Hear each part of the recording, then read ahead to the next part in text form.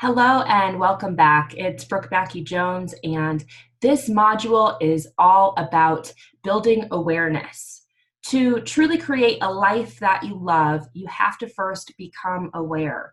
You need to become aware of places that you've been stuck, spaces in your life that are dead, relationships that are not serving you anymore. And this week, you'll really tap into that, tap into your self awareness, tap into what's actually so in your world. And then we'll begin to see if what's so fits what you would like to create. So let's begin by surveying the land. First off, I'd like you to take a look at where in your life you may be emotionally dead. Where are you feeling like you've lost your spark? Is there a lack of real connection in your life? Do you notice that you just live on autopilot? So you know that you're on autopilot when you're moving through your day, but maybe you don't remember how you got there. Have you ever had that experience? You drive somewhere and you're like, how did I get here? That's you being on autopilot.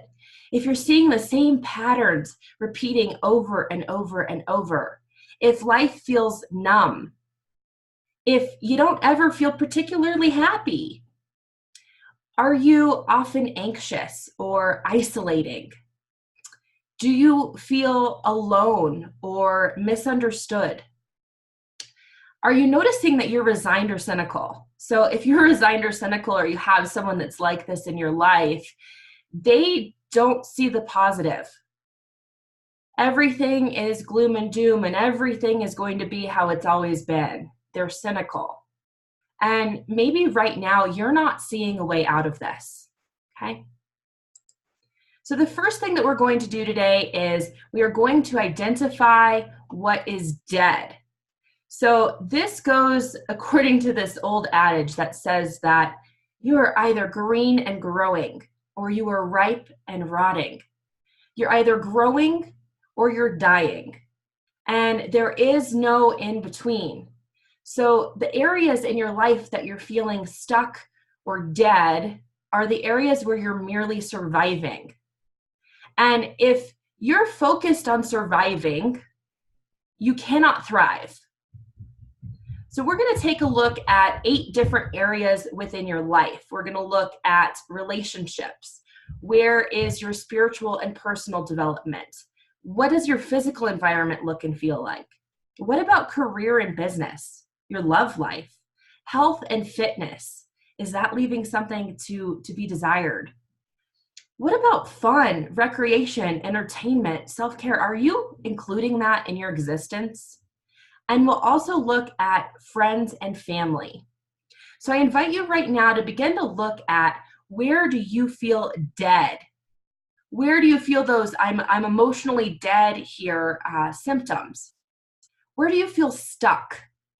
And get really honest with yourself about what is so in your reality right now.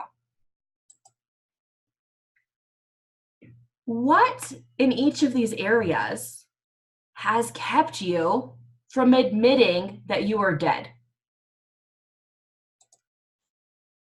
And then, when was the first time that you felt dead in each of these areas? When was the first time? Do you have a memory of maybe being younger and something happened, or someone said something and you just felt yourself shut down or die inside? So I'll give you a quick example from my own personal life. My first marriage was not the best fit for me. And I'm a very creative person. Art is a big thing. I love reading. I love expressing myself that way. In that relationship, those areas, that fun, recreation, entertainment that actually matter to me and help create a life that's fulfilling for me, they died completely. So the first time that I felt dead in those areas, I was actually 19. Okay, I want you to look at, where was the first time you felt dead? Where was the first time you shut down this essence of who you are? Then look at, how has remaining dead in these areas benefited your survival. So for me, in that relationship was toxic for both of us. It just wasn't a good fit. And me chopping off these bits of myself that made me who I was, and me twisting myself into a pretzel actually made my marriage easier to handle because I wasn't getting all of this noise in the background. So cutting off bits of myself within that relationship actually had me feel more safe. Now, over time, it had me feel like I was dying, but there was an instance and an incident where it actually benefited my survival. So perhaps you grew up in a family that required you to become something that you're not. Maybe you grew up in a household, where you were told to be seen and not heard, and you shut down your fullest expression of who you are. And maybe you did that because that's what was required to be in your family. All right, so this is what I want you to take a look at. The next question: what relationships in your life are actually encouraging or supporting you to be dead in these areas? So, as I mentioned, my first marriage was absolutely supporting me being dead in these areas. When I look at my relationship with my mom was actually keeping me small and stuck. She viewed me as competition. And so every time I would succeed or rise up, there was some comment or some situation that would knock me back down a peg. That was a relationship that was actually supporting me being small and stuck. So where do you have one of those in your own life?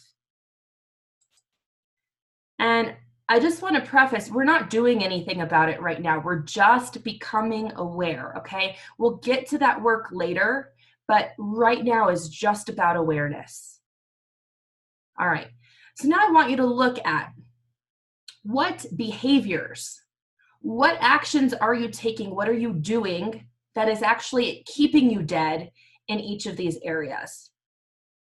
If you're someone that really desires a wonderful partnership, and yet you are either maintaining relationships that are not good for you, or you're not willing to put yourself out into the dating pool and see who's out there, you actually have some behaviors that are keeping you from having that fulfilling relationship that you would like to have.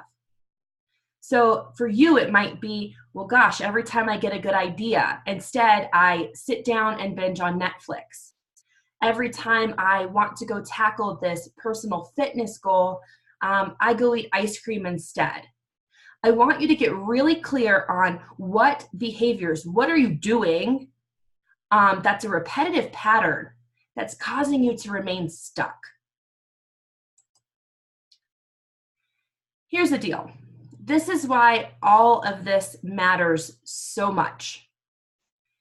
Those areas of your life are the areas of your life where you're dying. You're dead.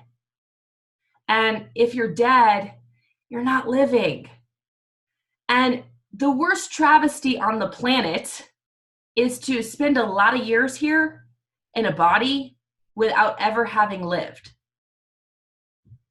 So we're really going to look at, how did we get here in the first place? The fact is, there were emotions or situations as you were going about your life that were too uncomfortable to deal with. So you push them away, or we stuff them down, or we numb them out. But you cannot selectively numb. You can't be simultaneously dead and creating your life. If an apple tree is dead, it doesn't grow apples. Does that make sense? So you cannot numb your emotions, which are energy in motion, without numbing your life force, without numbing the energy and the source that needs to pour through you to be able to create. The creative process is a feeling process. So everywhere that you have numbed and become dead is a place that you are right now just merely surviving. So everything that you just wrote down, those are spaces where we're going to have to turn the awareness back up, turn the emotion back up, feel what's actually there. Because you can only do one thing at a time. You're either dying or you're thriving, and they cannot exist simultaneously, okay? Now, you might be killing off some parts that no longer serve you in order to thrive, but again, that's a later conversation. So I just want you to notice, I want you to notice what's going on in your body right now. I want you to notice, how are you feeling? What did these questions bring up for you? What big epiphanies and ahas did you have as I was rolling through that? Is there a space that you're maybe like, oh, whoa, I had no idea I was so dead here, okay? And I want you to just acknowledge that. Your awareness is a superpower. And when you become aware of something, then you can choose something different. All right. So how did all of this come to be anyway? Well, you have an attachment style. Your attachment style is how you relate to other people and how you relate to the world. And it was formulated when you were itty little, okay? So it actually, your attachment style, your way of relating to the world is your perception of the world, and your perception creates your reality. So we're going to discover right now, what is my attachment style, and also how is it affecting my life? All right, so some of us, we're lucky enough to have a secure attachment in our life. This is the ideal. A secure attachment really allows you to thrive. It is a solid, safe relationship. It offers support and stability. You are free to be who you are. There is room to make mistakes. You and them, vice versa, can come and go, and you know that they'll return. And because you have such a solid, secure attachment, you actually have a strong sense of self-worth and self-esteem. So as we go through these, I just invite you to look at, was this your primary caregiver? Did you have a secure attachment in your life or not? So here's the next attachment style. Anxious attachment. So an anxious attachment is exactly what it sounds like. You feel anxious. You don't know what to expect. You don't know what to look for. It's caused by inconsistent support, meaning sometimes they're here for you, but sometimes they're totally not. It creates this need for proximity. So if you've ever been in a dating relationship or friendship with someone that you would describe as clingy, this is someone that has an anxious attachment style. They're not sure if you're going to leave, or if you do leave, that you're going to come back. And so they cling to you. They cling. It always feels like the other shoe is going to drop. And this shows up both in your relationships and in the other areas where you're attempting to create your life. So it might be showing up in your business, being afraid that, oh my God, this guy's gonna fall. When is the other shoe gonna drop? I know it can't get that good because, right? It's this feeling of, I can want something, but I can't have it or keep it. You are anxious when people leave, and then when they come back, you're ambivalent, meaning you kind of don't care. You're aloof. They come back and you don't give them the attention that maybe they deserve or desire because you're being ambivalent and aloof. And finally, if you have an anxious attachment, you need to co-regulate by watching other people. So you might be in a room or in a business meeting or in a restaurant, but or a house party or whatever, but you're watching the other people around you to see what they're saying, how they're saying it, what they enjoy, what they like.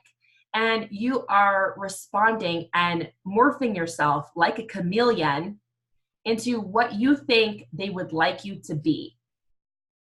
So you can see how this kind of attachment style would actually keep you from being the fullness of who you really are. All right, here's another one. Avoidant attachment. If you have an avoidant attachment, it's you're pushing things away, you're avoiding. You might be turning a blind eye. No, I didn't see that. I didn't hear that. This kind of attachment style is caused by a lack of support and having to be alone. Maybe you were a latchkey kid. Maybe you were someone that mom and dad worked all the time, or they had an addiction, or they were always busy fighting with each other. So you didn't have consistent support. The other thing that causes this is maybe your caregiver was a threat. So if you were raised by someone that was abusive, it makes sense that you would want to avoid them. Now, the problem is that you begin to push away what's actually meant for you and what would actually serve you. If you are avoidant, you are prone to downplaying. You are prone to exaggeration, but in the way that you're actually minimizing things. Like, oh, well, this happened, but it wasn't that big of a deal.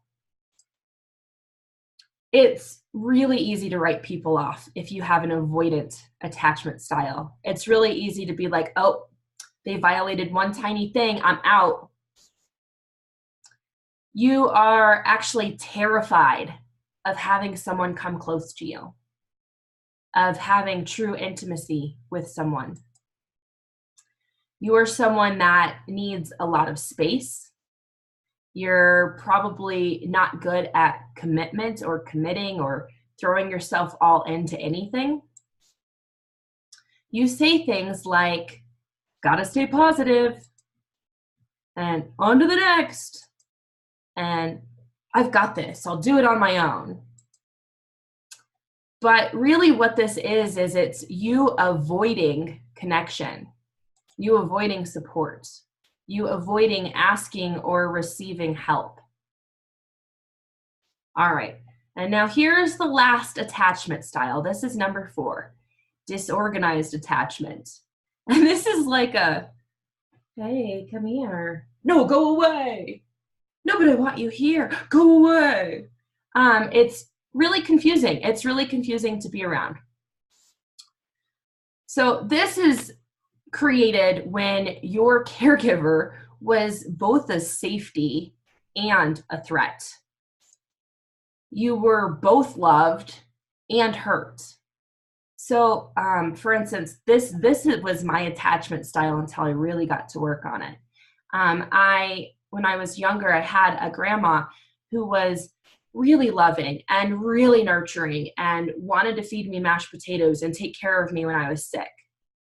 But she also violated my body. She molested me for years.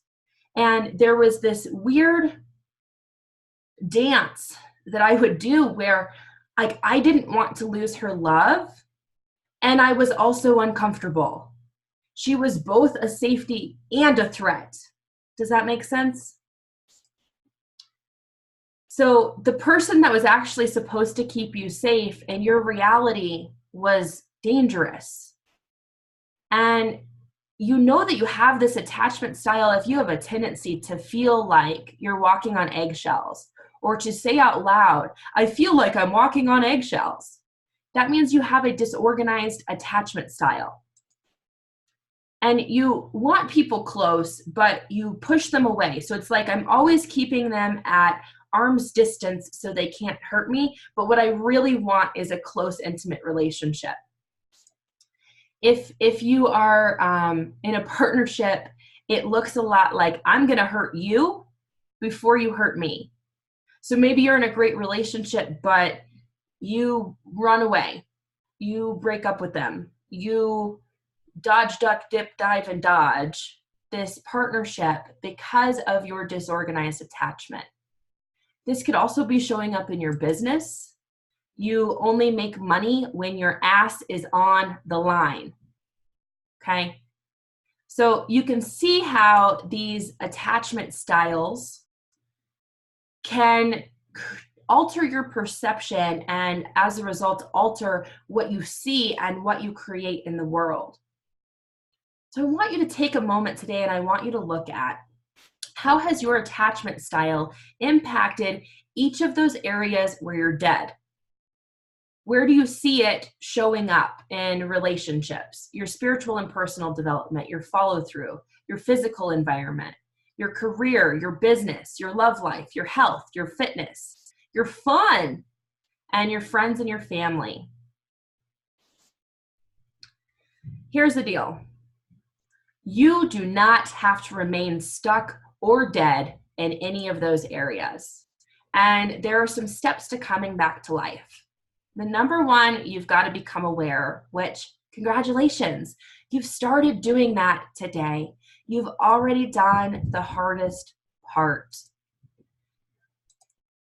Number two, so here's how awareness works. Now that you've become aware that this is my attachment style and this is where I'm dead and these are the behaviors that are keeping it in place and this is the relationship that actually encourages me to stay dead, it's going to feel like you took a highlighter to your life and you're going to notice it showing up over and over and over. Now, it's not like this thing just poof, magically showed up in your existence. It has been there all along, but it's been operating in the unconscious. You have not been aware of it. Now that you're aware of it, your unconscious mind is bringing it into the conscious so you can actually see it and choose something different. So this is what's going to happen. Now that you're aware, you're going to be going about your life and that old pattern, that old autopilot is going to kick in and you're going to not notice it until after you've already behaved that way. And you're going to be like, whoa, there's that thing Brooke was talking about. And now you've got a little bit more awareness. So now the next time you're going about your life, the autopilot starts to kick in, the old programming, the old pattern. You're going to actually be able to see it while you're in the pattern. And a lot of people get really frustrated here because they'll see it, but it's almost like their mouth keeps going or their legs keep walking and the behavior just continues and they can't do anything about it. They can't stop it. That's okay. We're getting close.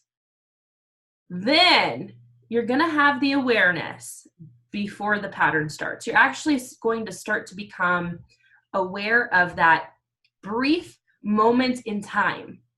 There's a brief moment where a situation happens, the old programming is coming up, but you get to be in the space in between that is pure awareness. And this is the magic sweet spot. This is where you can actually choose to be and do something different. Okay? So I just wanted to preface that this is a normal thing. So you're going to become aware. You're going to choose something different. You are going to acknowledge and feel the feelings as they come up in the moment. And then you're going to equip yourself with the 4 things that you need for healing and for resolving this issue once and for all. Number 1, support. That's why you're here. Number 2, a secure attachment. I invite you, come join the group Boldly Authentic on Facebook. It is a great support network of good people. I invite you to begin to expand your friend circle, expand what's available for you so you can find someone that is safe and solid and secure in your life. Having that changes everything. I also invite you to begin to become a secure attachment for yourself. This is really the key. We want to get to a point where we have a secure attachment with ourselves and with the universe, because then it doesn't matter what happens outside of you or within your circle. You know, I am safe and I am secure within me, and you can go out and do anything. The third thing that you need are tools, and you're going to pick up a boatload of them in this program. I wanted to make sure, I know that everybody has a different learning style, they have a different way of interacting with the world. I have taken great care and diligence to make sure that I'm equipping you with the best tools that I know of. And I want to give you a kit, a tool kit, that you can then pick up the tool and utilize it in your life in the best way possible. The fourth thing, you need to have someone in your world that believes what you went through. So again, this is why I'm here. I do offer one-on-one calls to people that are part of my membership. I do have bigger packages if you want to dive in on a deeper level. I believe your story. Okay, whatever you put in your notebook, I want you to get the sense that I'm there with you. I want you to know I have your back. I'm here to support you, and I believe you. One of the most atrocious things that happens when people have lived through stuff that's less than ideal is that when you go to speak about it and you go to share about it, if your story is not believed, it causes major damage to your psyche. So I want you to know I believe you. I believe your story. I believe what you've been through. I also know and believe that you are not your past. Your past does not dictate your future. And you have a whole new life waiting in front of you. Okay? Awesome. All right. Well, congratulations again. And thank you so much for tuning in and for making this choice for yourself and for your life. This is truly life transforming, and it's how we create the ripple effect in the world that radically changes where we've been living. So thank you so much.